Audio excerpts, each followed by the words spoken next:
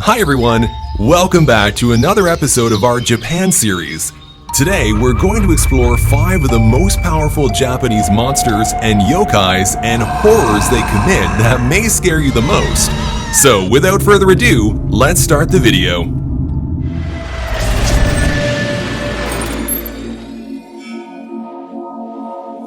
Gashidokuru. In the world of ghosts and yokai, it would be hard not to mention the mythological Gashidokuru. Japan has a long history, which includes a lot of terrifying wars, natural disasters, and famines that kill people in large numbers. Many of these people never received a proper burial. Legend has it that the restless souls from large quantities of decaying bodies would become very angry, aggressive, and power-hungry. These restless souls merge with each other to form a giant, humanoid, skeleton-shaped monster. It is said that Gashidokuru could be as tall as 100 feet, like a castle-sized monster. They are full of anger and rage, so much so that they can't think rationally. As a result, they have a powerful bloodlust and are always ready to spread terror around the world. They are too large and too strong to be stopped by mere humans, so steer clear of the Gashidokuru, they're far too deadly. Interestingly, this evil yokai has no shadow, so it would be almost impossible to know if a Gashidokuru is behind you right now or not. In addition, these skeletons are said to possess the power of invisibility and have virtually no confirmed weaknesses. The Gashidokuru is always looking for its next prey. If it finds you, then it'll bite your head off and ensure there is no blood left in your body. If you think you can simply outrun it, then you're a fool. A Gashidokuru will chase you relentlessly until your death. So, be careful if you hear a continuous ringing sound in your ears. That is how you know you're being hunted. According to Japanese mythology, this evil creature first appeared in the 10th century during the battle for imperial power and prestige in the Japanese province Taira no Masakado. Even though this yokai is generally considered to be evil, there are other beliefs about this creature. According to these other narratives, Gashidokuru also represents unity. It means you will become stronger if you work as a group rather than alone as an individual. You can easily achieve a single goal in no time with teamwork. So if you find yourself working in a team, always remember the Gashidokuru and perhaps even ask its blessing upon you.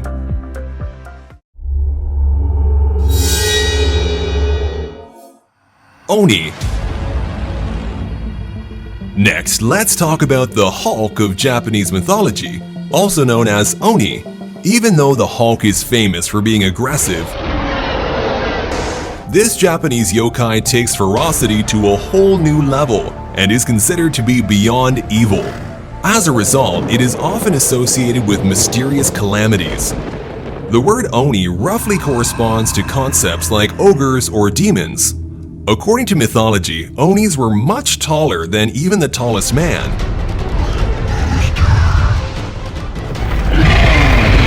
These powerful yokai demons usually had red or blue-colored skin, with pretty messy hair, 2 horns, and a number of large, sharp canine teeth. Their size suggests that they could handle any size creature, even poor wild elephants.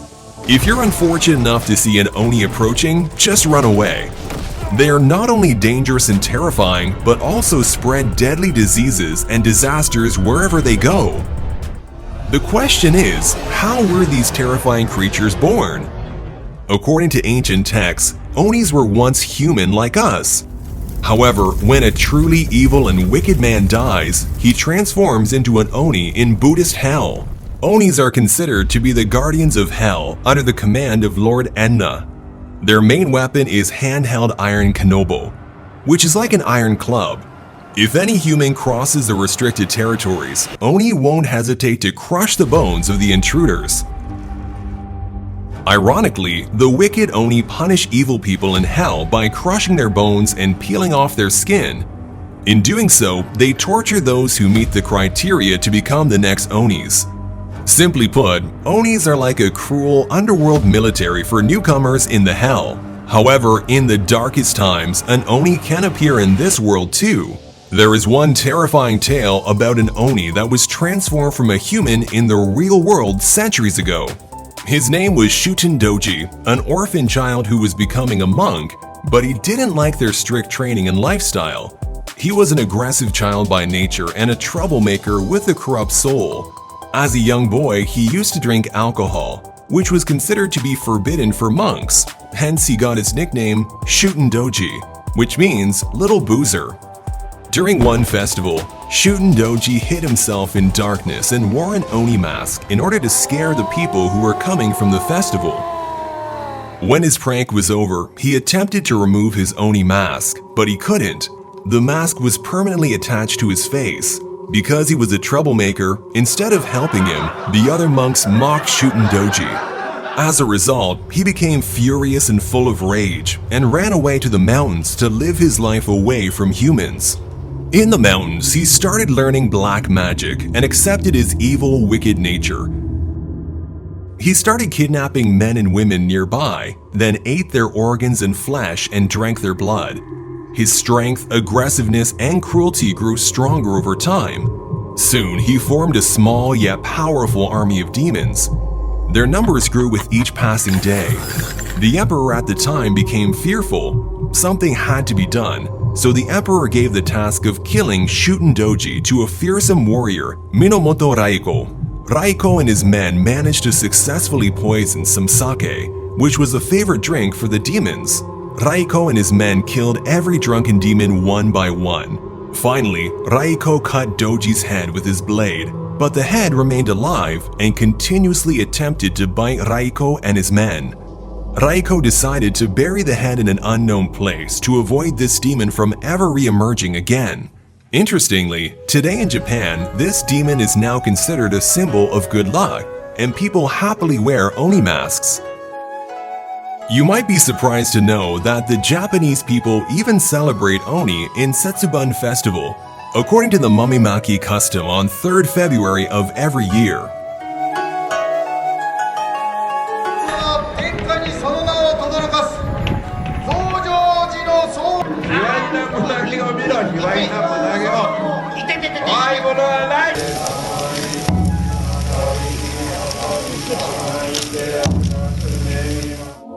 Tengu.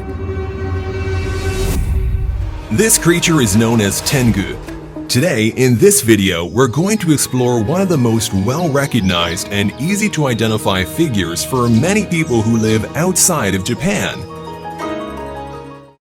This red-faced, long-nosed creature is known as Tengu. Tengu is considered to be both a yokai, which means spirit, as well as a kami, which means Shinto god. They were believed to be powerful enough to cover the sun or moon during eclipses. The word Tengu originally came from the Chinese word Tiangao, which means a celestial canine demon or celestial dog that came to Earth from space just like a shooting star.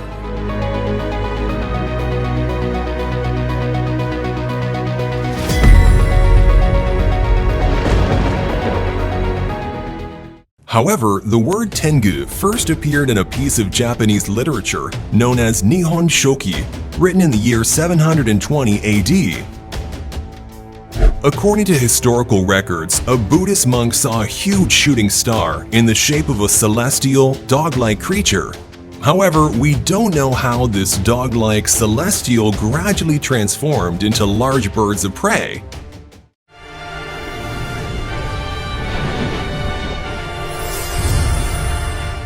They looked exactly like a cross between a human, an eagle, and a raven, but over time, they evolved into bird-like men with a sharp beak, 2 hunting eyes, and a pair of beautiful but strong wings. Later, their beak evolved into an elongated nose, just like Pinocchio.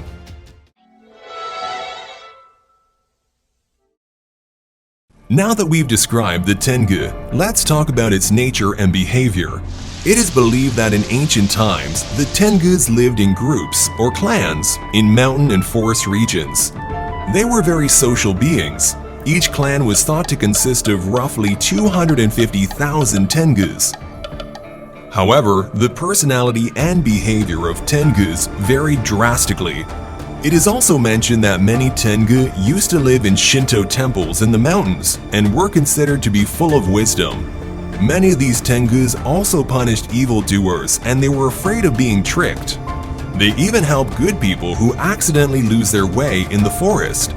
On the other hand, other Tengus could be evil bird-like yokai and would kill prideful and arrogant people who were foolish enough to enter their territories.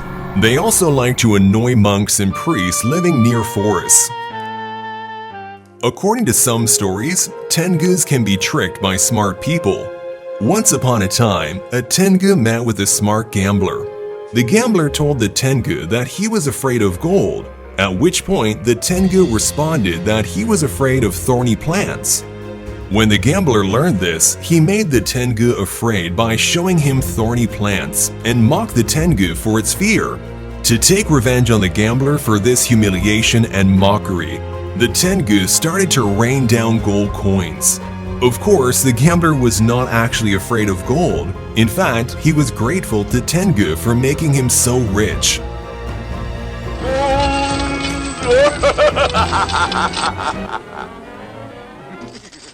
Aside from this funny story, Tengus were skilled warriors and masters in martial arts.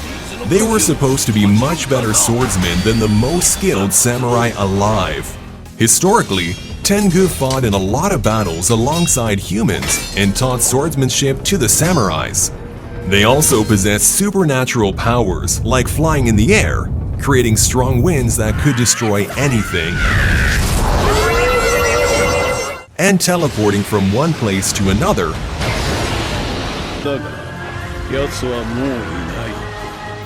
And shapeshifting into animals or even humans. They also knew a type of illusionary, deceptive magic known as genjutsu, which can be used to create illusions and manipulate time and reality to defeat enemies.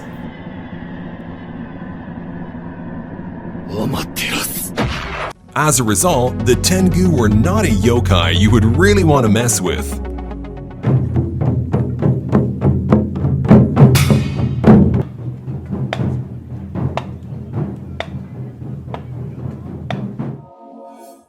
Kuji Sake Ona.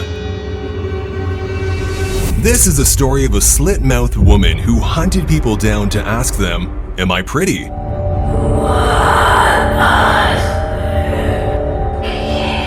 Of course, we are talking about Kuji Sake Ona, a beautiful woman with an ugly mouth who had an incredible lust for blood and a psychopathic nature.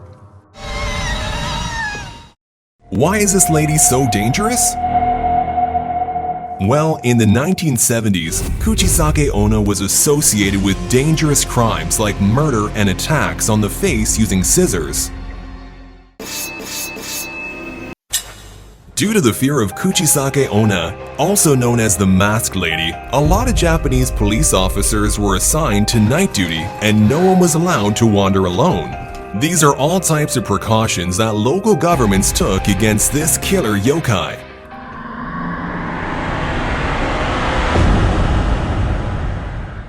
But what is the story of Kuji Sake Ona, and why did she become so deadly? It is said that in ancient Japan, Kuji Sake Ona was a beautiful woman who was courted by a lot of men.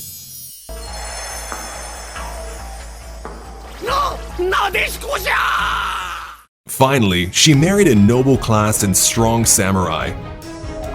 When the samurai was busy in battle, she felt alone and empty. She attracted a lot of new men for her physical pleasure.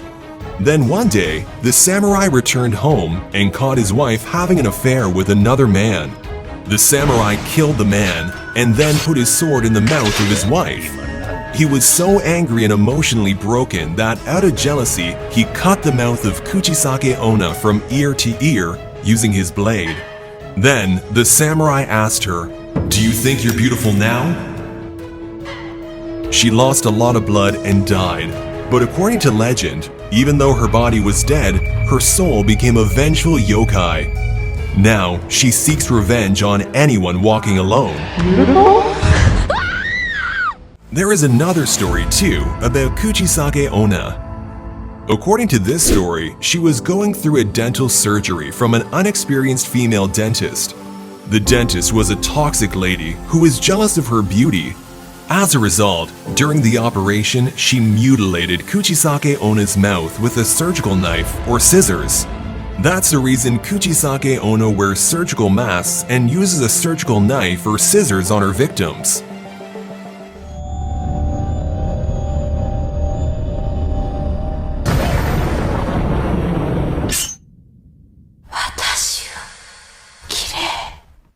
So when you see a beautiful lady with a surgical mask and she asks you, "Am I pretty?" Then, my dear friend, you won't live long after the encounter with Kuji Sake Ona. Why? Well, if you reply yes, she will reveal her scary face to you and will ask again, "Am I pretty now?" Beautiful? If you reply no, she will kill you in no time. Do you think I'm pretty? No, I think you're crazy. If you reply yes while showing her your fear, she will cut your mouth from ear to ear in order to make you as pretty as her. The scariest thing is that the blood coming from the scar given by Kuji Sake Ona won't stop flowing until you die a few hours later. There is only one way to escape a gruesome fate. If you can control your fear and reply yes calmly, Kuji Sake Ona will let you live and give you a red-colored ruby as a thank you gift. There are a few more ways to save yourself from the wrath of the evil yokai Kuji Sake Ona. If you just calmly reply that you don't have time, she will politely leave you. Please, I don't have any time for any gossip now. Eh? Yes. Look at you. Another way is to reply with, "You look average." She will become confused and you will hopefully have enough time to run from the evil, beautiful yokai. Старайся не привлекать к себе еще больше внимания. Finally, let's talk about Yukiona, the most famous spellbinding snow witch from Japanese mythology. Yukiona appears to be a very beautiful young woman, but she is actually considered to be a supernatural creature. She wears a long white kimono, but according to some stories, she even appears naked in snowy environments. She doesn't actually have feet, and instead she floats inches away from the ground, hence nobody can track her footsteps. If you see Yukiona in real life, then you must understand that your life has come to an end. She will only appear in cold weather, particularly during snowstorms or blizzards. When you see Yukiona, she will kill you by turning her body parts into sharp, icy weapons that can slice you in a few seconds. If you are lucky, she will let you fall in love with her, and when you look into her eyes, she will produce extreme fear in your heart that'll freeze your soul to death. Friendly advice: don't fall in love with Yukiona. In fact, don't go anywhere near her. This ice yokai can disappear in mid-air by turning herself into a mist cloud or snowflakes. How did Yukiona become a monster? The stories are interesting. One story suggests she was a pregnant woman who died in a snowstorm very painfully. As a result of her death, she was unable to protect her baby. That anger and frustration transformed Yukiona into an unstable snow monster that floats around while carrying babies in her arms. Even though she was a victim herself, she now acts like a merciless snow vampire. There is another story which suggests that she was not a human, but rather a moon princess who can't return to her home and is trapped on Earth.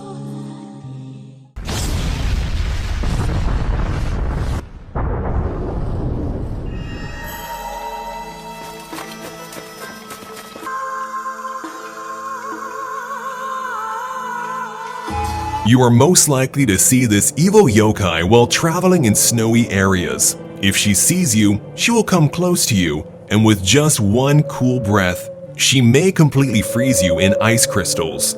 Or she may drain your life force and suck out every drop of your warm blood. お茶をお持ちしました。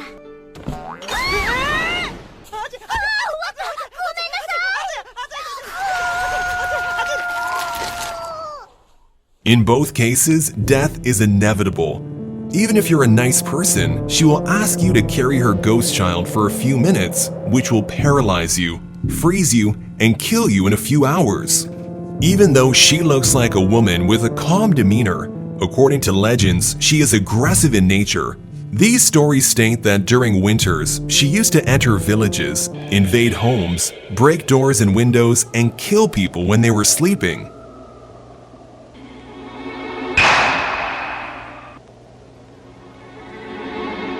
Even though it's not easy to like Yukiona, she also has a soft side. According to one story, written in the book Kwaidan, Stories and Studies of Strange Things, Yukiona can show mercy in some cases.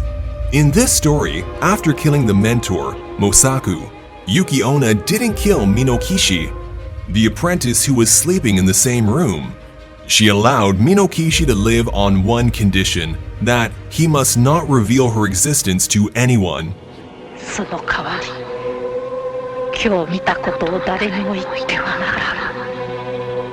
However, a few months later, Minokishi fell in love with a beautiful girl and married her. They had 6 children with pale white skin. After a few years, he accidentally mentioned the existence of Yukiona to his wife. When his wife heard about this, she got angry and revealed herself to be Yukiona. She said, "Didn't I tell you not to mention my existence? You broke your promise and I want to kill you."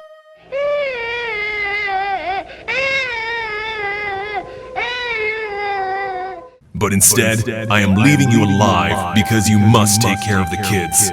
Then she suddenly became a white fog and left the house forever. She never did kill Minokishi in the end.